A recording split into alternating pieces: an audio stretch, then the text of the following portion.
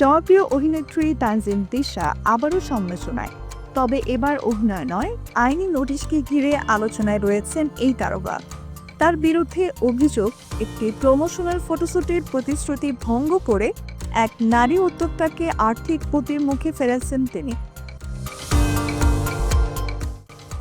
বুধবার অভিনেত্রীর ঠিকানায় এই আইনি নোটিশ পাঠান ঝিলিক নামের এক উদ্যোক্তা। অভিযোগে বলা হয়, তিশা তার অনলাইন পেজ থেকে 28,800 টাকার একটি শাড়ি বেচে নেন। সেটি তিনি কিনবেন না, বরং পেজ প্রমোশনের বিনিময়ে ব্যবহার করবেন বলে প্রতিশ্রুতি দেন।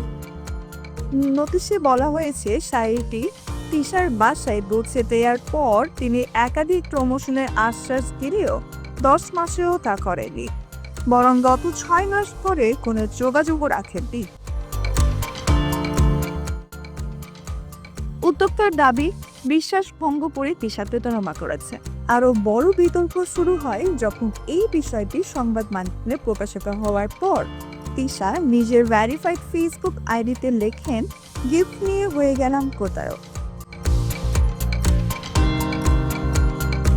তার আইনজীবীর মাধ্যমে পাঠানো নোটিশে বলা হয়েছে, তানজিন তিশা একজন পরিচিত অভিনেত্রী হওয়া সত্ত্বেও শাড়ি গ্রহণের পর প্রমোশন না করে যোগাযোগ বন্ধ রাখার প্রতারণার সামিল। Nusrat Jahan, এফবিএন news desk.